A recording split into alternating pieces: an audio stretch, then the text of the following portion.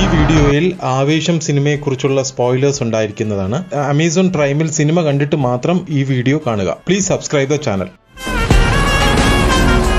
10ാമത് hostel ragging scene. കുട്ടിയോളം ഉള്ളുവെങ്കിലും കുട്ടേട്ടൻ ഈ സിനിമയിലെ ഒരു മെയിൻ വില്ലനാണ്. സീനിയേഴ്സിനെ അടിക്കാൻ വരുമ്പോൾ ജൂനിയേഴ്സ് 18 പേർ കീപ്പ് റെഡി ആയിരുന്നുവെങ്കിലും സ്ട്രീറ്റ് മുഴുവനും ബൈക്കുകൾ കൊണ്ട് ബ്ലോക്ക് ആക്കുന്ന സീൻ കുട്ടേട്ടന്റെ മാസായിരുന്നു. അത് കണ്ട് അജുവും ബിബിയും ശാന്തനും പേടിച്ചുപോയി. ഇത് കുട്ടേട്ടന്റെ പവർ കാണിക്കുന്ന സീനായിരുന്നു. പക്ഷെ എന്റെ മനസ്സിൽ വന്നത് മറ്റൊരാളായിരുന്നു. ഈ അടുത്ത കാലത്ത് അതിദാരുണമായ റാഗിംഗ് മൂലം കൊല്ലപ്പെട്ട വിദ്യാർത്ഥിയുടെ മുഖമായിരുന്നു എന്റെ മനസ്സിൽ വന്നത്. റാഗിംഗ് ചെയ്യുന്ന കുട്ടികളുടെ സാഡിസം നല്ലതുപോലെ റാഗിംഗ് സീനിൽ കാണാമായിരുന്നു.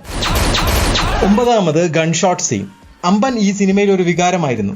രംഗനെ പോലെ തന്നെ തിയേറ്ററിൽ ഏറ്റവും വലിയ അഴിഞ്ഞാട്ടവും ചിരിപ്പിച്ചു കളഞ്ഞ കഥാപാത്രമാണ് അമ്പൻ. മുന്നാബായിലെ സർക്യൂട്ടിനെ ഓർമ്മിപ്പിക്കുന്ന ക്യാരക്ടർ. ഷാലായ് എന്ന് ഇംഗ്ലീഷിൽ അനുവാദം ചോദിച്ചുകൊണ്ട് അമ്പന്റെ ഗൺഷോട്ട് സീനായിരുന്നു തിയേറ്ററിൽ ഏറ്റവും കൂടുതൽ ചിരിപ്പിച്ചത്. 8ാമത് Rangan Reddy fight. Climax scene വരെ രംഗൻ ഒരു ഫൈറ്റ് സീനും നേരിട്ട് ചെയ്തിട്ടില്ല. ക്ലൈമാക്സ് സീനിലാണ് ആദ്യമായി ബോയ്സും ഒപ്പം പ്രേക്ഷകരും രംഗൻ മരണമാസാണെന്ന് തിരിച്ചറിയുന്നത്. അതുവരെ രംഗൻ വെറും തള്ളായിട്ട് മാത്രമേ നമുക്ക് തോന്നിയിട്ടുള്ളൂ. ഇൻവിറ്റേഷൻ ബേഗ എന്ന് മരണമാസ് ഡയലോഗ് പറഞ്ഞുകൊണ്ടാണ് ഫൈറ്റ് തുടങ്ങുന്നത്. വരുത്തനും ഇയോബിനും ശേഷം കണ്ട ഫഹദിന്റെ ഒരു മാസ് ഫൈറ്റ് സീനായിരുന്നു അത്.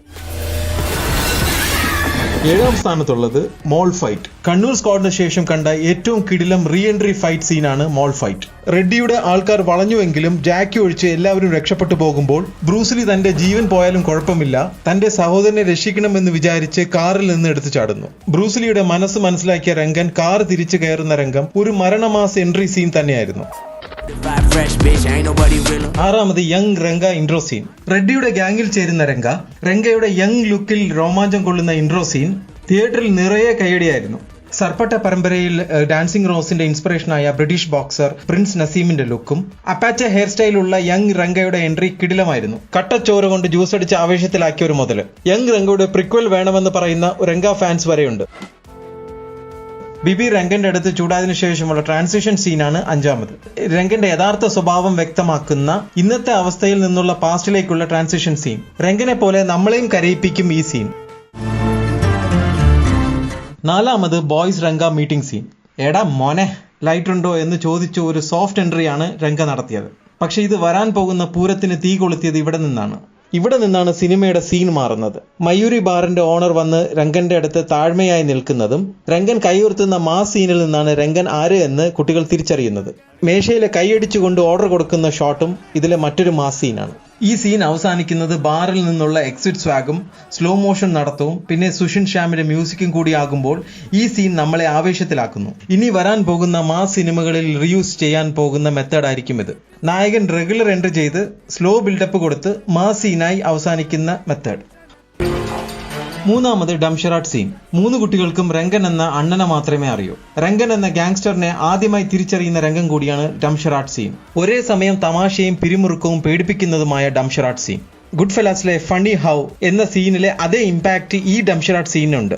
തമാശയും പേടിയും ഒന്നിച്ചുകൊണ്ട് ടെൻഷൻ സീൻ ക്രിയേറ്റ് ചെയ്യാൻ ജിത്തു മാധവനെ പോലെ ഒരു ഡയറക്ടർ ഇല്ല എന്ന് തന്നെ പറയാം. ഇതിൽ പൂജയുടെയും ബിബിയുടെയും അഭിനയം എടുത്തു തന്നെ പറയണം. ഈ സീനിൽ ഫഹദിന്റെ ആക്ടിംഗ് വേരിയേഷൻസിന്റെ കൂടെ പൂജ മോഹൻ രാജിന്റെ അഭിനയം ചെറിയ ക്യാരക്ടർ ആണെങ്കിലും ഒരു ഭീകർ ഇമ്പാക്ട് ആയിരുന്നു. പൂജയുടെ സിനിമാ പേരുകൾ ഒറ്റ ശ്വാസത്തിൽ പറയുന്ന നെടുങ്കൻ ഡയലോഗ് ഇല്ലായിരുന്നുവെങ്കിൽ ബിബിയുടെ കന്നിവെട്ട് തന്നെ നമ്മൾ കണ്ടേനെ. ഇവിടെ സുഷിൻ സാമിന്റെ BGM നോട്ട് ചെയ്യുക. എത്ര ബ്ലെൻഡ് ആയിട്ടാണ് നമ്മളെ മുൾമുനയിൽ നിർത്തിയത്.